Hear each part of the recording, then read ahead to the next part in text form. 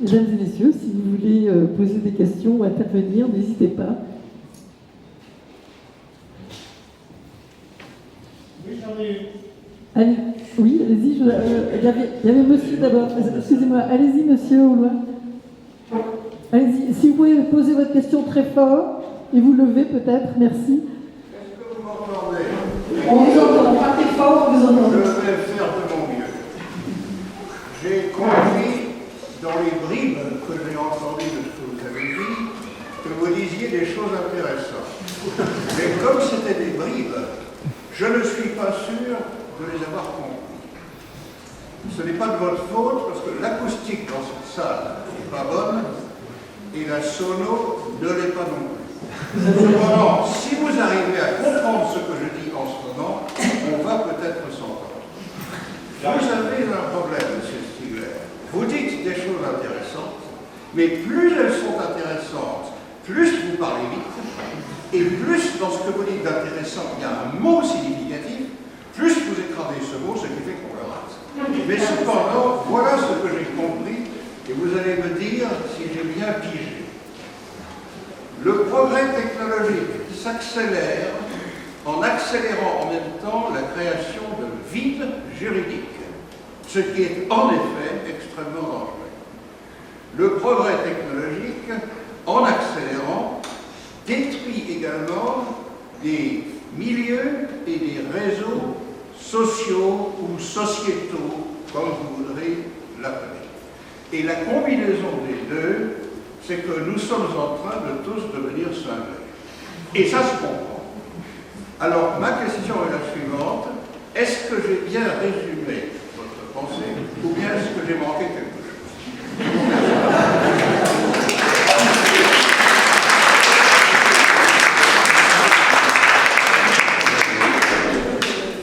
Merci beaucoup, monsieur, pour cette écoute. Vous avez quand même très très bien compris, oui, je pense. Je pense que vous avez très très bien compris. Je voudrais juste ajouter deux choses que vous avez certainement très bien comprises. C'est que l'acoustique n'est pas très bonne. Je parle un peu vite par moment, par ailleurs. Et d'autre part, les questions dont nous parlons nécessitent qu'on y revienne. Et c'est filmé. Et il y a quelque chose de très important qui est de sortir du consumérisme. C'est-à-dire que les questions dont nous parlons là, si nous voulons les prendre vraiment au sérieux, il faut y revenir, au-delà de cette réunion. Pourquoi? Parce que, au-delà des vides juridiques, il y a les vides théoriques. Aujourd'hui, nous sommes confrontés à d'immenses vides théoriques qui tiennent au fait, par exemple, que pratiquement toutes les disciplines des sciences humaines, des sciences de la nature, de la philosophie, etc., ignorent une question absolument fondamentale qui a été mise en évidence par un mathématicien spécialiste de biologie qui s'appelle Alfred Lotka, qui est que l'homme est un être exosomatique et qui est constitué par des organes artificiels qu'il produit et qui transforment totalement, par exemple, la vie à travers l'homme. Et ça, c'est très important. Pourquoi? Parce que je vous parlais tout à l'heure du transhumanisme, je n'en ai pas parlé, sauf pour citer le travail d'Elsa, ma fille, qui est là. Et le fait que, par exemple, elle me disait « Je ne veux pas du monde transhumaniste. » Moi non plus, je n'en veux pas. Mais ne pas vouloir le monde du transhumanisme, ça n'est pas... il ne suffit pas de le dire, d'abord qu'on n'en veut pas. Deuxièmement, il faut être capable de l'empêcher, d'y résister, enfin pas simplement d'y résister, mais d'y produire une alternative.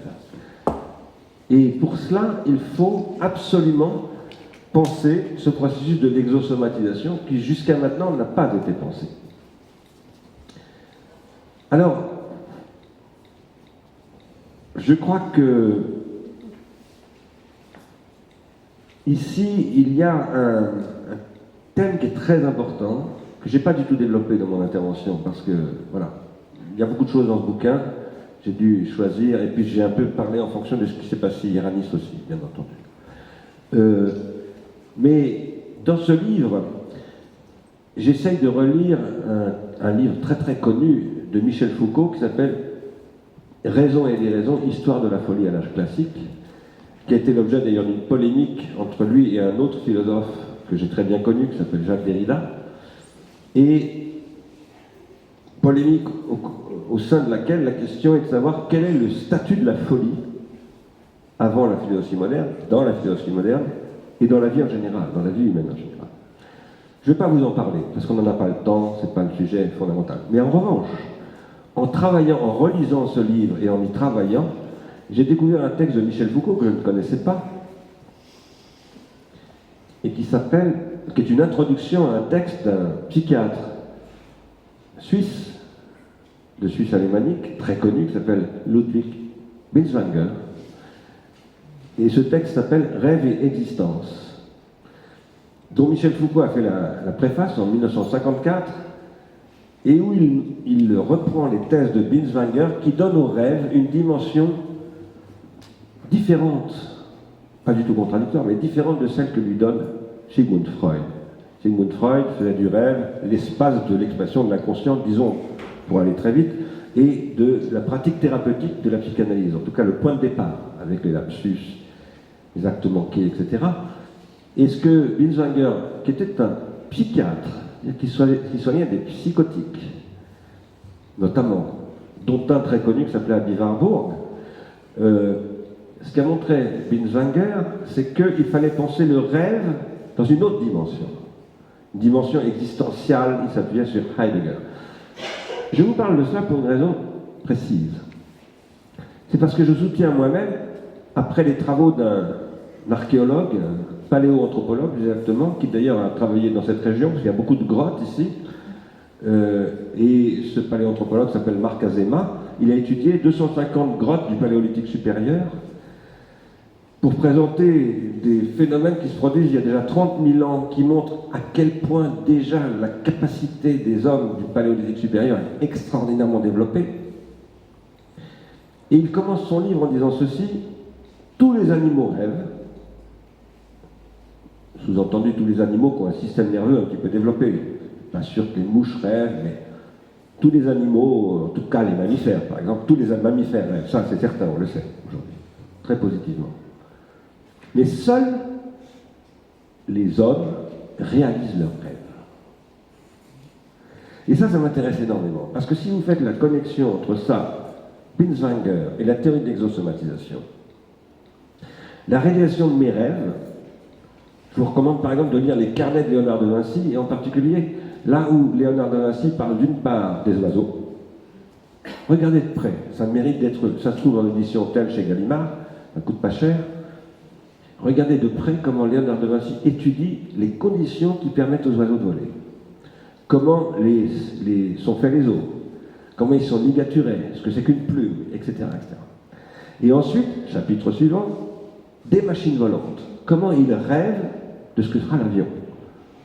Et ensuite, je vous recommande de regarder sur Wikipédia, puisque vous avez tous Wikipédia maintenant. Clément Ader, 1880, premier avion qui ait jamais volé au monde. Qu'est-ce que c'est que cet avion? Eh bien, vous allez retrouver les dessins de Léonard de Vinci. C'est absolument incroyable. Le fait que l'homme rêve lui permet, comme à Icare, de se mettre des ailes, etc. Mais les rêves tournent au cauchemar. Et ces rêves qui tournent au cauchemar font que la pensée grecque, tragique, la pensée d'avant Platon, la pensée de ce qu'on appelle les présocratiques par exemple, ou la tragédie grecque, c'est une pensée du fait que l'homme est voué à réaliser des rêves, qui est une puissance curative, mais en même temps qui développe une hubris, ce qu'on appelle une démesure, et qui est aussi le nom en grec de la folie. Je pense qu'aujourd'hui nous sommes confrontés à la nécessité de complètement redéfinir notre rapport à l'hubris, au rêve, à l'exosomatisation, c'est-à-dire à la technique, et requalifier toutes nos théories mathématiques, biologiques, philosophiques, etc., de fond en comble. Par exemple, en disant, c'est ce que je suis en train de faire en ce moment, j'écris un nouveau bouquin qui s'appelle L'avenir du savoir, et où j'essaye de montrer qu'on peut mettre les mathématiques au service de l'automatisation et de la prolétarisation généralisée. C'est ce que fait le capitalisme depuis le début du XIXe siècle. Et à ce moment-là, les mathématiques sont productrices d'entropie, c'est-à-dire de cauchemars. Mais on peut aussi mettre les mathématiques au service de la négantropie. Mais ça suppose de prendre au sérieux la théorie de la négantropie. Or, cette théorie de la négantropie, je ne connais aucun philosophe, par exemple, à part Bergson, qui en ait parlé. D'ailleurs, il en a parlé avec 20 ans d'avance sur Schrödinger, puisqu'il en a parlé en 1907, 30 ans même d'avance. Il en a parlé en 1907 dans l'évolution créatrice. Et il y a aujourd'hui une révolution épistémologique à réaliser, une révolution dans tous les domaines, dans toutes les sciences, dans toutes les disciplines. Et c'est pour ça que je reviens à mon territoire de pleine commune. Nous avons décidé l'année prochaine de créer ce revenu contributif pour quelques jeunes gens, dont je ne sais pas s'il sera à partir de 14 ans, de 16 ans, que nous tirerons au sort, purement au hasard, pour ne pas être accusable de quoi que ce soit, de favoritisme, etc., et avec le but d'élargir progressivement ce truc-là. Mais cette année, nous avons démarré le projet cette année, non pas en créant le revenu contributif, mais en créant une chaire de recherche contributive où nous allons accueillir 20 doctorants à partir du mois de novembre pour travailler avec des mathématiciens, des juristes, des physiciens, des informaticiens, pour développer une technologie de la négantropie, une économie de la négantropie, un droit de la négantropie, etc. C'est-à-dire qu'il faut transformer très en profondeur les savoirs. Et c'est ça la condition pour que nous puissions lutter contre la folie destructrice. Mais j'ajoute un mot, c'est que la folie est aussi créatrice. Et qu'il ne s'agit pas du tout de dire qu'il y a d'un côté les gens rationnels et de l'autre côté les fous. Ça, c'est ce qu'essayait justement de dire Michel Foucault. Non. Le dessin de Léonard de Vinci est une folie. J'ai fait une conférence à Tokyo cet été, dans lequel j'ai montré ces dessins de Léonard de Vinci, j'ai montré l'avion de Clément Ader, et ensuite j'ai montré l'avion qui a largué la bombe atomique sur Hiroshima. Et les Japonais savent très bien comment des rêves peuvent tourner au cauchemar. Ils le savent en particulier parce qu'ils ont un très grand metteur en scène de cinéma qui s'appelle Hayao Miyazaki, qui a fait un film absolument fantastique sur la manière dont le rêve de Léonard de Vinci, Le vent se lève, en s'appuyant sur Paul Valéry, devient le cauchemar de la bombe atomique. Et donc nous sommes voués à l'exosomatisation, nous sommes condamnés à faire des avions et tout ça, mais si nous n'avons pas la capacité à transformer notre folie en raison, alors nous allons à une catastrophe. Et c'est ça qui est en train de se jouer en ce moment. Une autre question peut-être, monsieur, vous vouliez poser une question? Je voulais juste vous demander si vous iriez jusqu'à dire que l'individu qui est à l'origine des massacres de Bagdad est aussi un homme sans protension. Vous parlez de quel massacre de Bagdad, excusez-moi? Américain de Bagdad. Ah oui, oui, bien sûr. Mais il y en a eu beaucoup de ces individus-là. Non. Est-ce que vous les mettez dans le même sac que les terroristes actuellement, qui sont des gens fous? Alors, vous savez, je pense que nous sommes tous un peu fous, de plus en plus. Nous consommons de plus en plus de choses pour lutter contre notre mélancolie. Moi-même, j'en parle dans ce livre, je consomme un antidépresseur qui s'appelle le Laroxyl. J'ai été obligé de m'y mettre parce que je ne dormais plus. Je ne pouvais plus dormir, j'étais hanté par tous ces trucs. Et je pense que nous sommes tous exposés à une mélancolie chronique, plus ou moins pathologique, qui fait que, voilà, on entend beaucoup dire, nous vivons une société de fous. C'était le titre il y a un mois ou 3 semaines du Parisien, le journal, le quotidien Le Parisien. Le titre c'était « Dans quel monde vivons-nous » et la 3e page c'était « Nous sommes dans un monde de fous », etc. C'est ce que disent tous les gens. Si j'ai commencé à lire, tous les gens, pas tout le monde, mais c'est ce qu'on entend partout, c'est ce que je voulais dire. Et si j'ai commencé à lire, à relire le bouquin de Michel Foucault, c'est parce que Michel Foucault commence par dire qu'à l'époque de la Renaissance, voilà, ça se disait partout, ce genre de propos. La Renaissance, c'était qu'elle allait engendrer Léonard de Vinci, ses grandes transformations, etc. Alors maintenant, pour répondre à votre question, je vais essayer de répondre, parce que parfois, je n'ai pas de réponse, moi, à toutes sortes de questions. Mais je pense que oui, ces personnes qui sont à Bagdad, alors je ne sais pas exactement à qui vous pensez, mais moi j'ai pensé, peut-être qu'on ne pense pas aux mêmes, je ne sais pas. Peut-être que vous pensez aux gens qui, de Daesh, ont fait des massacres à Bagdad, mais vous parlez des Américains. Les massacres américains qui sont à l'origine. Voilà, d'accord. Donc vous pensez notamment par exemple à ces gens qui tiraient au hasard sur les foules, comme ça, dans les camions, qui n'étaient pas des militaires d'ailleurs, mais des mercenaires, c'est-à-dire des gens payés, par Bush en l'occurrence. Oui, bien entendu que c'est le même processus. J'en suis tout à fait convaincu. Après, quand on dit cela, c'est très massif. Mais c'est ça la barbarie. Ça commence là, évidemment. Et je crois que la question, en effet, c'est la destruction. Ça rejoint ce que je disais à propos de Fethi Ben Slama, c'est la destruction de la capacité qu'ont non pas simplement les individus, mais les sociétés, les civilisations, les groupes sociaux, les groupes humains, à produire ces processus que Ben Slama appelle d'idéalisation. Et c'est pas simplement cela, bien entendu. Mais c'est pour ça que j'ai commencé par vous parler de Théodore Adorno, et je commence mon livre comme ça, parce qu'Adorno, c'est en 1944, il est aux États-Unis. Quand il écrit ce texte, il est à New York. Ensuite, quand il écrit La dialectique de la Aufklärung, il est en Californie. Et il affirme, voilà, avec Horkheimer, que tout ça va produire une nouvelle forme de barbarie. Ce sont ses mots, ce ne sont pas les miens. Et je pense qu'il parle de cela, même s'il ne sait pas exactement s'il parle de cela. Si on avait plus de temps, je vous aurais parlé de Kant, d'Emmanuel Kant, et d'un autre philosophe très important anglais qui s'appelle Alfred Whitehead, qui n'est pas exactement un néo-kantien, mais qui a repris les problématiques d'Emmanuel Kant. Juste un petit mot là-dessus, très court. Pour moi, Emmanuel Kant est un philosophe extrêmement important, pour 1000 raisons, mais en particulier parce qu'Emmanuel Kant, dans la critique de la raison pure, a posé que ce qu'il appelle la faculté de connaître est constituée de 4 dimensions. L'intuition, c'est-à-dire ce qui fait que je suis capable d'avoir une expérience sensible. L'entendement, ce qui fait que je suis capable de catégoriser cette expérience sensible et de l'analyser. L'imagination, qui crée le lien entre l'intuition et l'entendement, et la raison. Il se trouve que l'entendement, qui est une capacité analytique, j'ai essayé de montrer moi-même il y a une vingtaine d'années, et je sais que c'est compatible avec le texte de Kant, même si ce n'est pas exactement ce que dit Kant, que ça peut être automatisé. C'est la faculté analytique.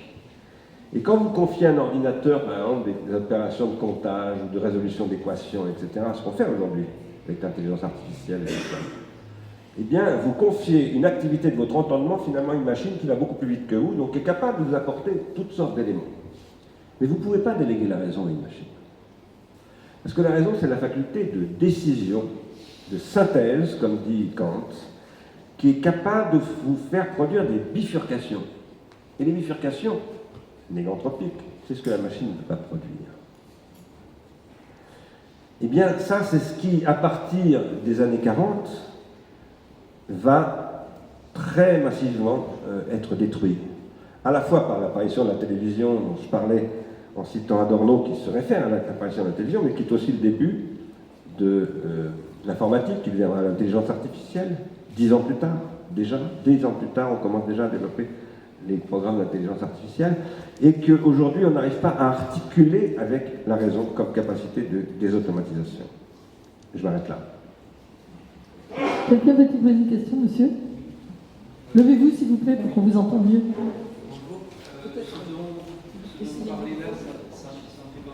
On retrouve de plus en plus dans les hôpitaux, par exemple, moi je suis infirmier, avec les protocoles, et qui, justement, petit à petit, me semble nous empêcher de bifurquer. Et ensuite, je pensais, en voiture, en venant à... Et du coup, j'y ai repensé là, parce que vous parliez des avions, à cet acte suicidaire l'année dernière, je ne sais plus comment s'appelait cet homme-là, qui a craché son avion dans les Alpes, et je me disais qu'il aurait suffi qu'il crie à la Wakba pour qu'on dise que c'était un acte terroriste. Mais que peut-être que finalement la structure derrière, c'est la même chose. En tout cas, merci de nous aider à avancer. Merci à vous. Oui, bien entendu. Pardon, juste une petite précision. Nous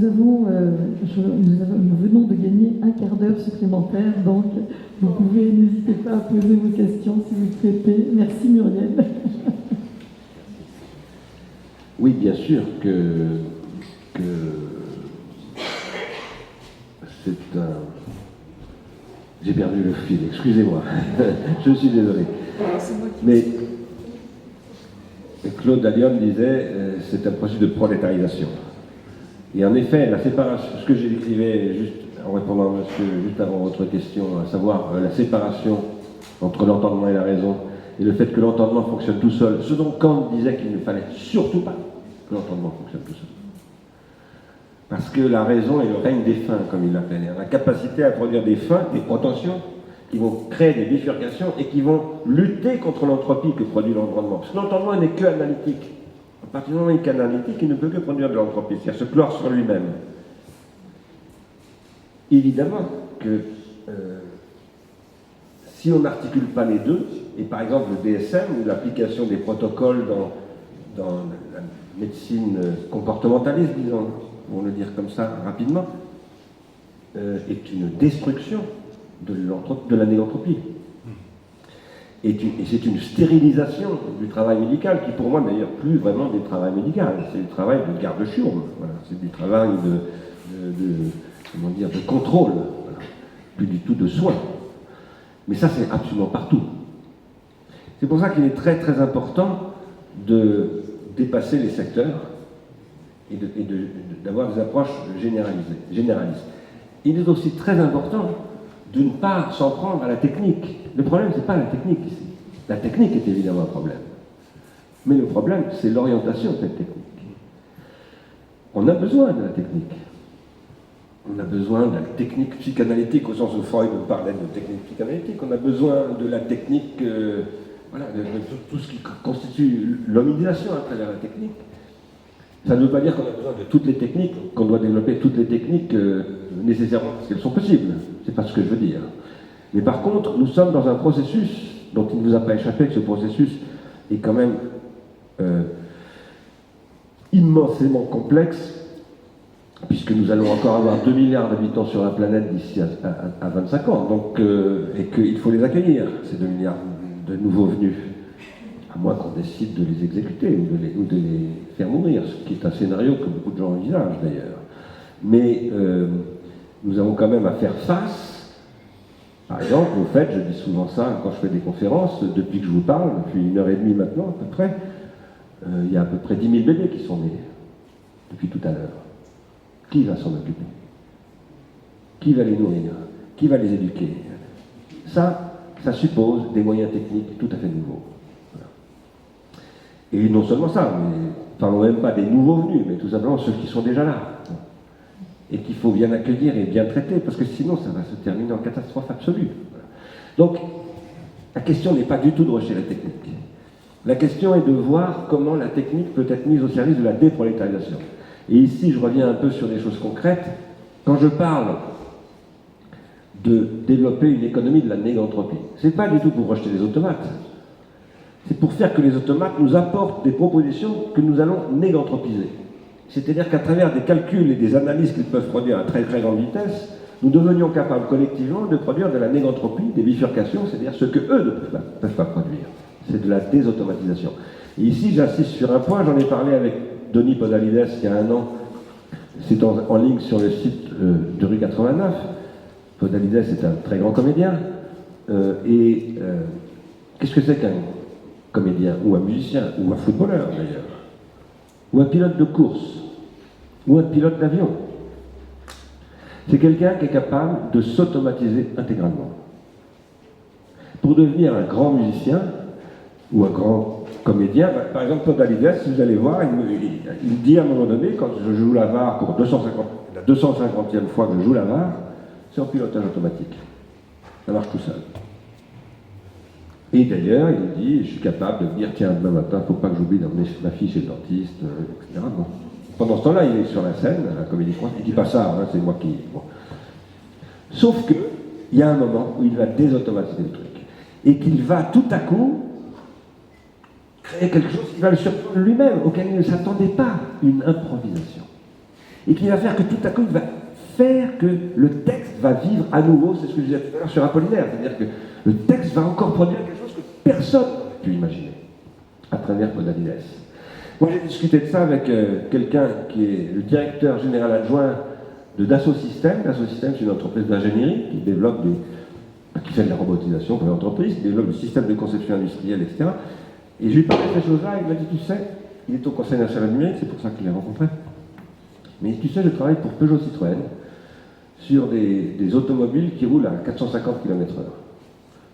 Et quand il y a 15 automobiles comme ça sur un circuit, avec 15 bonshommes à l'intérieur, il faut que tous les bonshommes qui sont dans les automobiles soient intégralement soumis aux automatismes de la voiture. Parce qu'à cette vitesse-là, si jamais il y en a un qui fait un écart, tout le monde va dans les décors. Mais en même temps, pour qu'il y en ait un qui gagne, il faut qu'à un moment donné, il soit capable, à un millième de seconde, de faire quelque chose que personne ne pouvait prévoir. Ce que je vous dis là, c'est que c'est comme ça que se produisent les processus négantropiques. C'est-à-dire que ce n'est pas du tout en rejetant les automatismes ou les protocoles, etc. Non, c'est en les mettant au service d'une augmentation de la capacité à produire des bifurcations. Et ça, c'est la question qui se pose à nous aujourd'hui. Dans le contexte technologique contemporain, qui est un contexte très particulier, parce qu'il va 4 millions de fois plus vite que nous, tout à fait singulier. Et là, il y a des questions d'avenir des métiers. Pourquoi un métier, un travail n'est pas un emploi? Mais je ne vais pas développer ça parce que je vais m'arrêter, je parle beaucoup. Si je peux me permettre de dire un mot quand même, là, juste un mot, Nicole. J'aimerais qu'on développe un tout petit peu une chose. Moi, quand vous parlez de Richard Durn, je pense aussi à Mohamed Merah, qui a dit une chose que je trouve absolument extraordinaire. Il a dit « Vous aimez la vie, moi j'aime la mort ». Et ça renvoie quand même à la question d'Auschwitz, dont on ne parle pas là, qui est la question de comment quelque chose bascule aussi. Et Adorno, justement, donc, qui écrit en 1944 ce texte tout à fait extraordinaire, dit aussi quelque part il n'y a plus de poésie après Auschwitz. Et je pensais aussi à justement cet homme que vous évoquez, Andreas Lubitz, le pilote de cet avion qui s'est précipité dans les Alpes, parce qu'il y a aussi une question que je trouve importante et sur laquelle peut-être ça serait intéressant de revenir, c'est il dit à sa petite amie quelques semaines avant le drame, il dit « Je vais faire quelque chose et tout le monde parlera de moi ». Et je crois que ça pose la question de la jouissance. Ça. Et j'aurais aimé qu'on évoque un petit peu ça aussi, le rapport jouissance, entropie, négantropie, parce que là, il y a quelque chose d'extrêmement puissant à creuser, je crois. Oui. Merci beaucoup. En effet, c'est le cœur des choses, en fait. Dans ce bouquin-là, pour lequel je suis venu, j'essaye d'ouvrir une discussion avec quelqu'un qui a été assassiné, Charlie Hebdo, qui était Bernard Maris, qui avait publié un livre avec un économiste canadien qui s'appelle Dostaller, qui s'appelait « Capitalisme et pulsion de mort ». Je dois vous dire que je ne suis pas tout à fait d'accord avec la thèse de Bernard Maris. Je suis d'accord avec l'analyse dans son ensemble, c'est-à-dire que le capitalisme repose sur l'exploitation de la pulsion de mort. Pourquoi? Alors d'abord, qu'est-ce que c'est que la pulsion de mort? Vaste question, très compliquée. Mais par exemple, la destruction systématique qu'organise le consumérisme en tant que tel, la consomption, procède de la pulsion de mort, de la destruction. Et d'ailleurs, la destruction créatrice porte en elle déjà, la destruction créatrice qui était la théorie de Joseph Schumpeter, qui était le principal économiste du capitalisme américain des années 30-40, disons, de ce qu'il appelait donc la destruction créatrice comme étant le capitalisme sans arrêt en train d'innover, de produire de nouveaux produits de consommation, etc. Dostaller et Maris, dans leur livre, disent voilà, c'est la pulsion de mort qui est en jeu là-dedans, et je pense qu'ils ont raison. Mais en même temps, je pense qu'ils font une lecture que j'appelle marcusienne de la pulsion de mort, et avec laquelle je ne suis pas d'accord. La lecture d'Herbert Marcuse. Herbert Marcuse avait écrit un texte très important qui m'a beaucoup donné à réfléchir en 1953, qui s'appelait Eros et civilisation. Et dans lequel il annonçait déjà en 1953, en se référant d'ailleurs à la télévision et à un certain nombre d'autres choses, que nous allions entrer dans ce qu'il appelait l'époque du surmoi automatique. C'est-à-dire d'une loi que je n'ai plus intériorisée, mais à laquelle je suis soumis à travers des automatismes. Autrement dit, je ne l'ai plus symbolisée, puisque symboliser, ça veut dire incarner, ça veut dire porter en moi, intérioriser. C'est ce qu'on a vu avec le développement des radars automatiques et toutes sortes de choses par ailleurs. En 1960, je ne sais plus exactement quand, 68 je crois, en tout cas dans ces eaux-là, Marcuse a publié un deuxième texte qui a été extrêmement lu dans les années 60, qui s'appelle L'homme unidimensionnel, où il fait une lecture de Freud qui est à mon avis totalement erronée, dans laquelle il accuse le capitalisme et Freud d'une certaine manière de nourrir ce qu'il appelle le principe de rendement. Le principe de rendement qui serait l'exploitation par le capitalisme de la définition que Freud donne du principe de réalité. Et dans la lecture que Marcuse donne des textes où Freud parle du principe de réalité, en particulier dans l'introduction à la psychanalyse, Marcuse donne à comprendre que chez Freud, il y aurait d'un côté le principe de plaisir et de l'autre côté le principe de réalité, qui seraient opposés comme des opposés dialectiques à la façon de Hegel. Et ce n'est pas du tout le cas. Freud dit, sans principe de réalité, il ne peut pas y avoir principe de plaisir. Ça, c'est le premier point. Le deuxième point, c'est qu'il parle de pulsion. Marcuse, et il ne voit pas que la théorie des pulsions, qui se développe en 1920 chez Freud, est une nouvelle théorie, qui n'est pas celle du rapport entre principe de plaisir et principe de réalité, et que ce qui constitue ce que Freud va appeler l'économie libidinale en 1923, parce qu'il emploie cette expression en 1923, eh bien c'est ce qui articule ensemble la pulsion de vie et la pulsion de mort. Moi je soutiens que, à partir de là, pour Freud, ce qu'il appelle l'économie libidinale, c'est ce qui va articuler pulsion de vie et pulsion de mort à travers des processus qui passent par l'idéalisation, l'identification, l'idéalisation, la sublimation, etc. Ce que je crois personnellement, c'est que le capitalisme repose sur la destruction de ses structures. Et alors ça, j'essaie de le décrire dans ce bouquin, là, avec des arguments un peu nouveaux, où je m'appuie sur deux penseurs très différents d'ailleurs l'un de l'autre. Le premier s'appelle Jean-Baptiste Passot, c'est un historien français, très très bon historien, qui est un historien de l'Anthropocène, et qui a montré que l'Anthropocène, c'est ce qui a consisté progressivement à détruire tout ce qui allait limiter les possibilités d'exploitation par le capitalisme, de ce qu'il appelle aussi le capitalocène, c'est-à-dire la capacité à produire de la plus-value à très court terme, et après moi, le déluge. Et l'autre penseur, c'est Peter Sloterdijk, un philosophe allemand, très intéressant, très brillant, avec lequel je suis pourtant pas toujours très d'accord, parce que politiquement nous n'avons pas les mêmes options, mais qui a montré que l'Occident s'est développé à partir du XVIe siècle par ce qu'il appelle un processus de désinhibition systématique, encourageant par exemple les colonisateurs, qui étaient en fait des bandits qu'on envoyait en Amérique latine, en Amérique du Nord pour massacrer les Indiens, à massacrer, à transgresser les commandements, etc., etc. Et il montre comment petit à petit tout ça est revenu sur le territoire européen, en liquidant en fait, d'une certaine manière, toute symbolisation du rapport à la loi. Alors, je crois que oui, en effet, il est très important de, par exemple, comparer Mehra et Lubitz, et de rapprocher tout cela. D'ailleurs, moi je ne parle pas de Mehra dans ce livre-là, mais j'en ai parlé dans un autre. Et oui, en effet, ce discours sur la mort est évidemment une expression d'une domination de la pulsion de mort. Maintenant, ce que je crois, c'est que il y a effectivement derrière cela une question de la jouissance, question qui est pour moi abyssale, et dont je dois vous dire, Claude Allion, que ça fait au moins 20 ans que je dis que je vais lire systématiquement Lacan sur cette question de la jouissance, et que je ne l'ai pas encore fait, parce que c'est Lacan qui pose cette question-là. Par contre, je ne l'ai pas encore fait, enfin je suis pas mal, mais je n'ai pas encore fait ce travail approfondi que je compte bien faire, Inch'Allah. Parce que, évidemment, ça prendra encore un certain temps, et je ne suis plus tout à fait un gamin. Maintenant, le cœur de la question, pour moi, c'est ce que vous avez dit. C'est le rapport entropie-négantropie, chez Freud. Car au-delà du principe de plaisir, c'est un discours sur l'entropie et la négantropie. Le principe de nirvana, par exemple, fait un discours sur l'entropie et la domination par l'entropie. Et la définition même de la pulsion de vie, c'est la pulsion négantropique.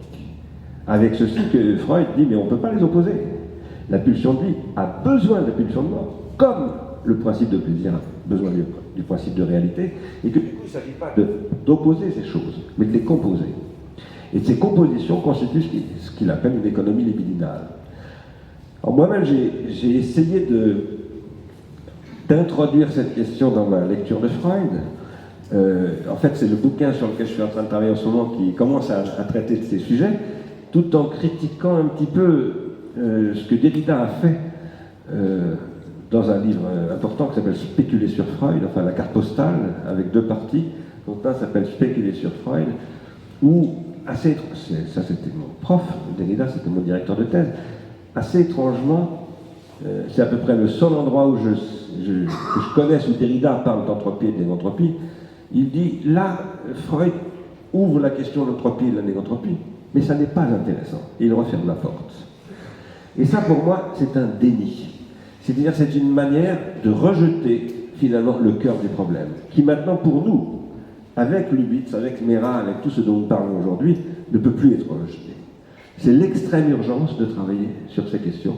Et en effet, c'est mon ambition aujourd'hui de revisiter les questions d'entropie et de négantropie à l'aune de la psychanalyse et réciproquement.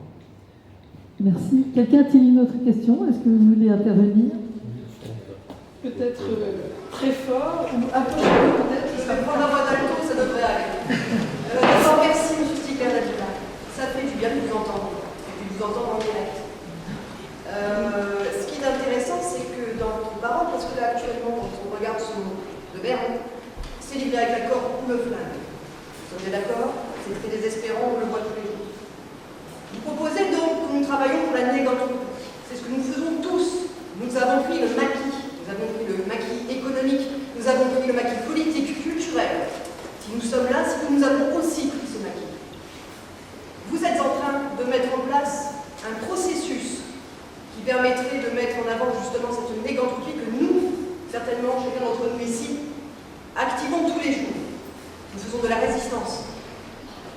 Mais là, nous avons cette capacité créatrice, justement, pour pouvoir proposer une autre approche et peut-être permettre par notre responsabilité individuelle d'amener le collectif à autre chose. Là où les freins sont, ce sont les freins de nos institutions, ce sont les freins de nos politiques, ce sont les freins de nos médias. Vous mettez en place quelque chose qui est institutionnalisé, il le faut. Mais dans nos pratiques quotidiennes, moi-même je suis bibliothécaire, dans ma pratique quotidienne, c'est une lutte de tous les instants. Pour chacun d'entre vous ici, je parie aussi que c'est une lutte de chaque instant. Vous regardez les informations, vous en regardez le traitement, vous écoutez notre président, notre élu, à quelque échelle qu'il soit.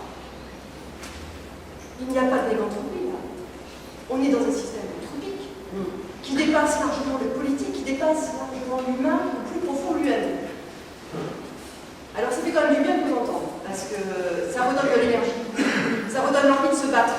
Parce qu'on se bat, on se bat sincèrement. Mais là où la corde et le flingue restent, c'est dans notre propre entourage, dans nos propres institutions, quand le maquis économique est pris, comme sur Internet, des groupes se font, quand même dans la rue, des solidarités se créent, et que derrière, tout ça est détissé. C'est là que l'entropie règne également. Mais ça fait quand même du bien de l'entendre.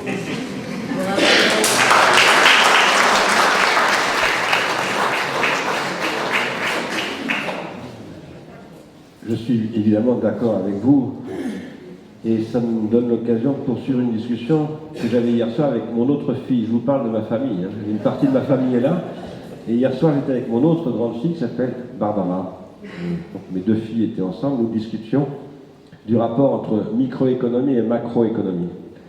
Barbara, qui est une philosophe, disait « Mais il se passe quand même beaucoup de choses en ce moment dans le monde, il y a des raisons d'espérer. » Et en effet, il se passe beaucoup de choses, à toutes sortes d'échelles. Mais ce qui est fondamental aujourd'hui, c'est de construire un horizon macroéconomique. Parce que toutes ces choses, je connais moi beaucoup de gens qui font des choses partout.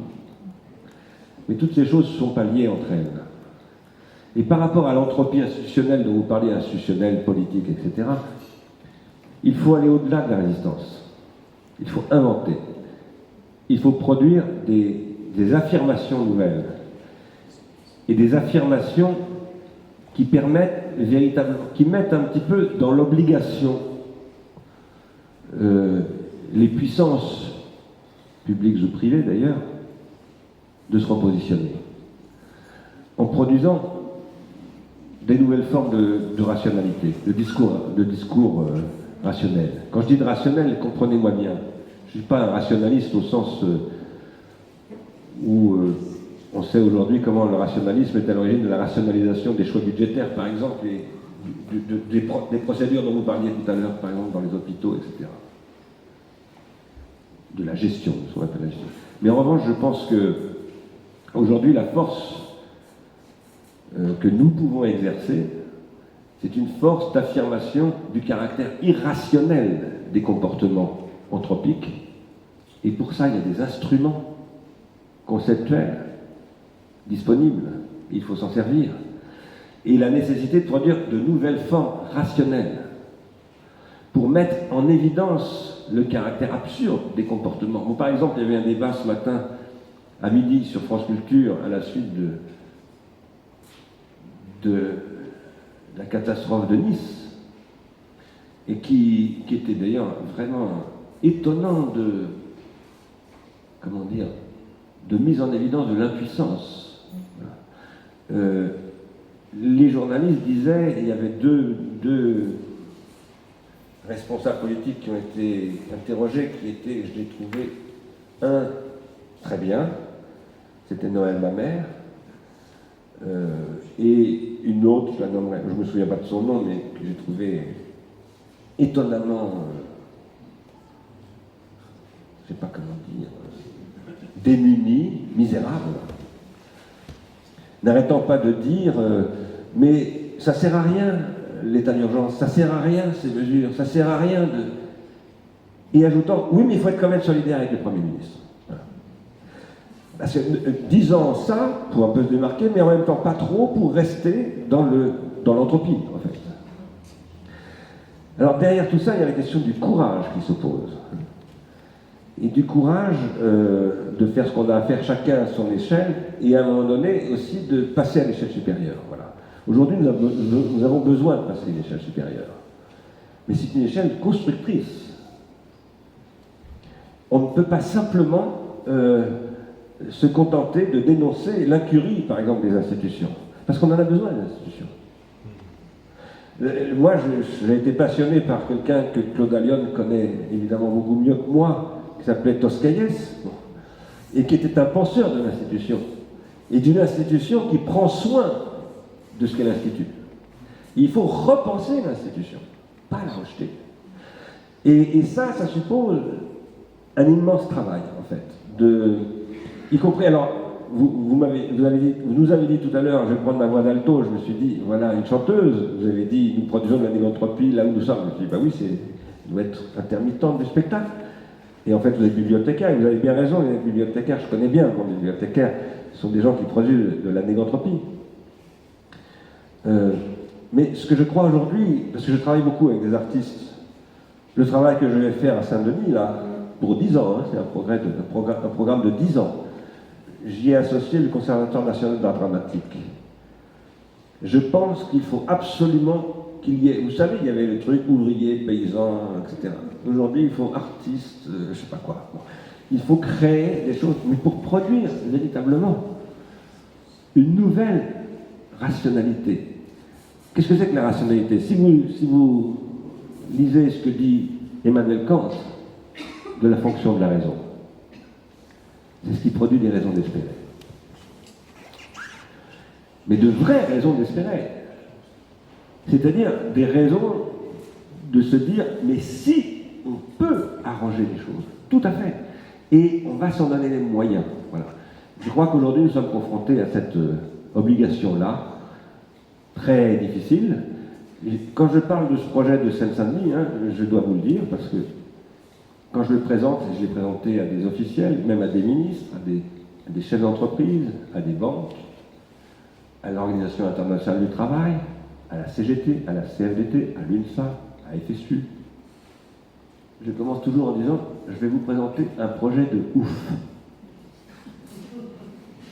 Qu'est-ce que c'est que ça, un projet de ouf? Je vais vous présenter un projet de ouf parce que, avec les critères qu'en principe vous appliquez tous les jours, ce que je vais vous présenter là est absolument irréalisable. Maintenant, moi je pense que nous sommes à une époque qui arrive, c'est pas simplement l'Anthropocène, c'est la disruption. La disruption, pour moi, c'est la fin de l'Anthropocène. C'est ce qui fait que l'Anthropocène devient invivable et qu'il faut sortir de l'Anthropocène. Il faut produire ce que j'appelle dans ce livre le néganthropocène. C'est-à-dire qu'il faut créer une nouvelle ère de l'humanité sur la planète Terre, sur l'ensemble de la planète. Pas à Saint-Denis ou à Anduze, non, sur l'ensemble de la planète. Il faut créer un processus de ce type-là. Faire ça, c'est absolument improbable. Yves Bonnefoy, qui vient de mourir, avait écrit un texte qui s'appelle L'improbable. Maurice Blanchot l'avait lu, il l'avait commenté, en le critiquant d'ailleurs. Et ce que disait Blanchot dans sa critique, c'est que seul ce qui est improbable est possible. Parce que quand vous produisez quelque chose qui est probable, c'est pas du possible que vous produisez, c'est de l'entropie. Vous répétez une chose qui produit de l'entropie. À partir de là, en ce moment, moi je relis la Bible et les évangiles.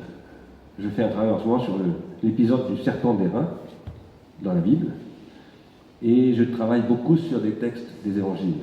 Par exemple, je vous disais tout à l'heure, le livre 3 de la Genèse, tu redeviendras poussière, tout redeviendra poussière. C'est une formulation religieuse de la théorie de l'entropie. Maintenant, quand le Christ dit lève-toi et marche et qu'il crée un miracle, c'est absolument improbable. C'est ça que veut dire le miracle. C'est une image de l'improbable. Et ça, c'est la folie. C'est la folie dans ce qu'elle a de généreux. Si vous lisez Schrödinger, il n'y a aucune chance pour que la vie apparaisse à partir de la physique et de la chimie. Aucune. Et pourtant, la vie est apparue. Un religieux vous dira, bah oui, grâce à Dieu. Un type comme moi, qui ne suis pas un religieux, mais qui lit beaucoup les religieux, et je discute beaucoup avec les religieux. Ça m'intéresse beaucoup, la religion. Moi, je dis, non, c'est pas Dieu, mais c'est l'improbable. Tu peux appeler Dieu ça, si tu veux. Tu peux appeler Dieu. Ça ne me dérange pas du tout. Dieu est très improbable. Dieu est improbable. Le problème des philosophes, c'est d'avoir voulu démontrer l'existence de Dieu. Mesdames et messieurs, je vous propose une dernière question. Monsieur voulait poser une question, excusez-moi, et je vous invite ensuite peut-être à vous procurer l'ouvrage de Bernard Stiegler qui vous permettra de continuer cette réflexion que nous avons menée avec lui ensemble aujourd'hui. Voilà, je passe la parole. Merci. Oh. Ouais. Merci. En fait, moi, ça va rejoindre un petit peu cette dame qui est bibliothécaire.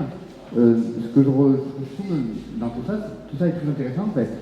Mais ce que je reproche actuellement à la philosophie et aux philosophes, c'est que j'ai l'impression que les livres de philosophie, il faudrait les ranger à côté des livres de poésie. Dans le sens où aujourd'hui, il y a un grand écart en fait. Il y a un grand écart parce qu'aujourd'hui, tout ce qu'on a discuté, c'est très intéressant. On peut lire Gunther Anders qui en 1954 finalement fait des conclusions sur la télévision, sur le monde contemporain qui est applicable à aujourd'hui, avec des bouquins qui ont pris la poussière depuis 50 ans. Et là, concrètement, aux prochaines élections, on va devoir choisir entre des personnes qui n'ont aucune réflexion philosophique, qui sont loin de toute réflexion philosophique, qui vont nous promettre des choses qui ne tiendront pas. Je veux dire, on a un ancien président qui a 17 millions de fausses factures, qui a 17 affaires, qui a des choses pour lesquelles on condamnerait toute personne qui en ferait un millième. On a un président actuel qui s'est fait élire sur des promesses d'une augmentation de la TVA qui a été augmentée 3 mois après. On a un Internet aujourd'hui qui se bâtit sur un système qui est purement commercial, c'est-à-dire qu'aujourd'hui, toutes les réflexions, là on parle de start-up, toutes les start-up, tout le monde développe uniquement des algorithmes commerciaux, c'est-à-dire qu'il n'y a aucune réflexion sur tout ça. Donc là on parle de tout un tas de choses très intéressantes, je vous en remercie, mais concrètement, ce que je reproche aujourd'hui énormément aux philosophes, c'est qu'à partir de Sartre, à partir de Gunther Anders, des gens comme ça, la philosophie a été complètement séparée de la politique. Donc on se retrouve aujourd'hui avec de beaux projets, et concrètement, dans le concret, voilà, il n'en ressortira rien. Donc j'ai l'impression vraiment, je trouve ça très intéressant, mais quand je lis un livre de philosophie, j'ai l'impression de lire de la poésie. Aujourd'hui, on est dans une ère purement numérique, on a les 4 directives virtuelles qui vont arriver cette année, donc je veux dire, hier j'entendais sur Arte, sur le journal d'Arte, qui n'est pas le journal le journal qui est censé avoir des réflexions un petit peu supérieures aux autres, qu'il y a des gens qui utilisaient l'application de Pokémon et qui voulaient utiliser aujourd'hui pour capturer des Pokémon. Alors on balance ça à l'heure du repas, comme ça, on est censé le digérer et en fait on va se retrouver dans 2 ans à voter pour quelque chose qui... C'est un petit peu désespérant. Et c'est en ça que j'arrive à comprendre qu'il y a des gens qui, même si c'est pas excusable, veulent se démarquer et en fait, comme vous disiez, veulent se suicider, en fait, se faire remarquer en faisant des actes qui sont complètement désordonnés parce que ça n'a plus de... Voilà, pour refuser ce constat. Et je trouve ça assez triste. Mais ça, j'en suis tout à fait d'accord avec vous, mais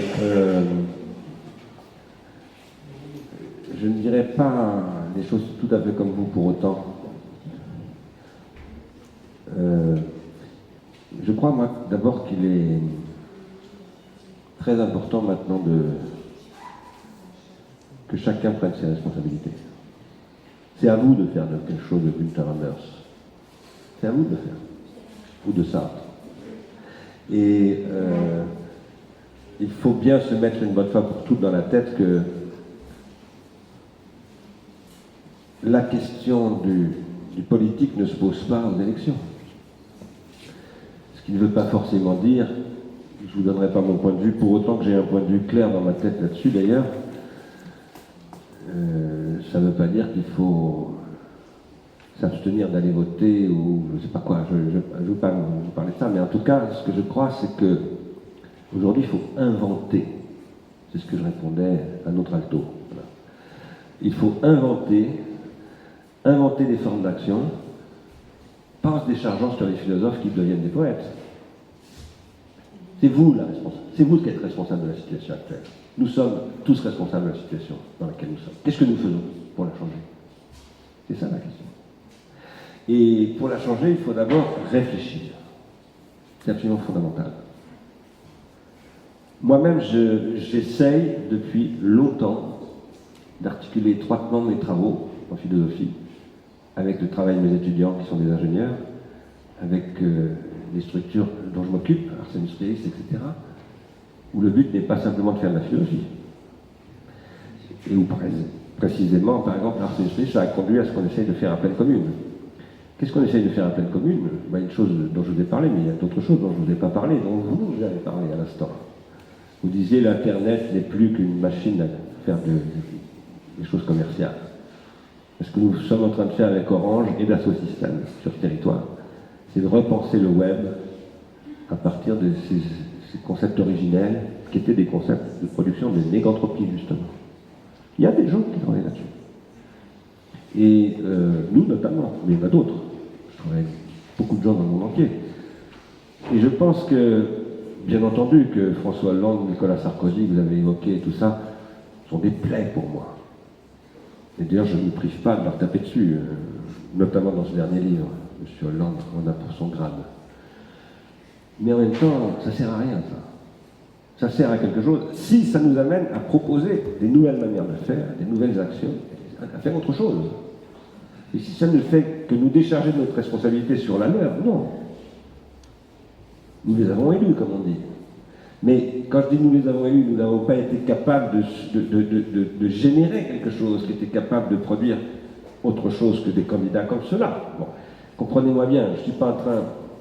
je ne défends pas du tout ce système. Pour moi, nous ne sommes pas en démocratie depuis fort longtemps. Et tout ça est une mascarade, même si ça ne m'a jamais conduit, jusqu'à tout récemment, parce que les dernières élections, je me suis abstenu, mais jusqu'alors, je ne m'étais jamais abstenu.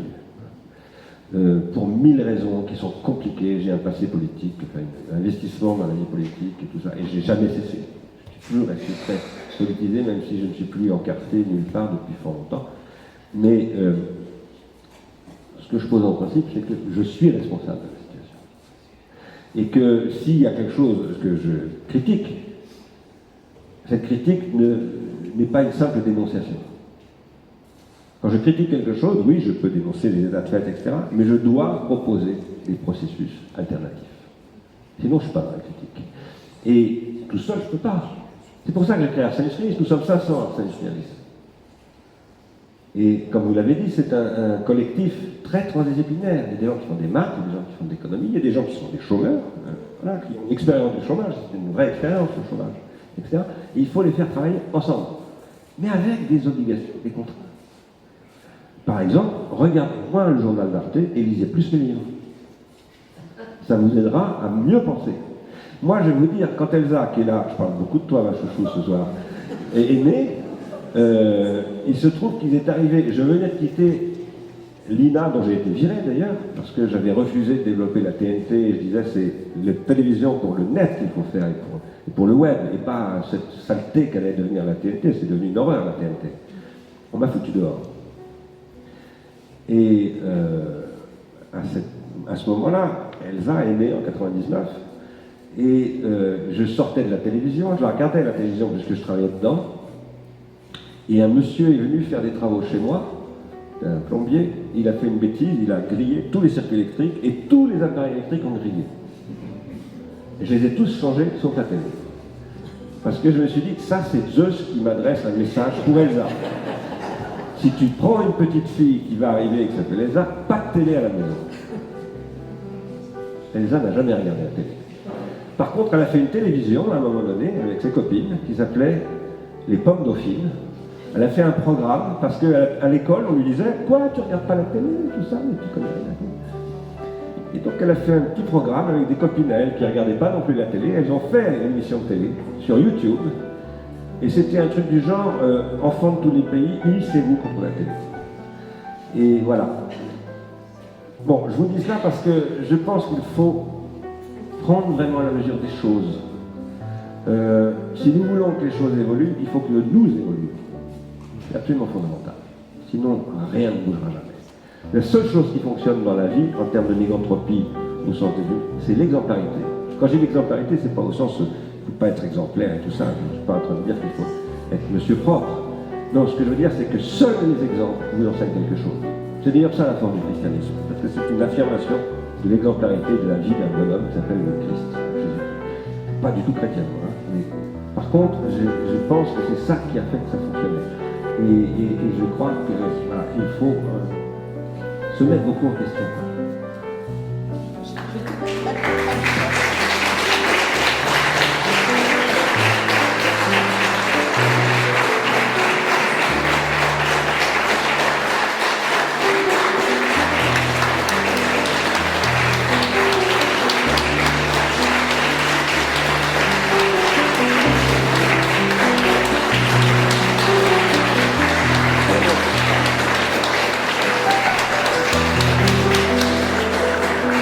Merci à tous. Je pense que Bernard se fera un plaisir de vous dédicacer votre livre si vous le souhaitez. Et voilà, je vous invite à réfléchir sur toutes ces questions qui sont véritablement passionnantes. Bonne soirée, messieurs.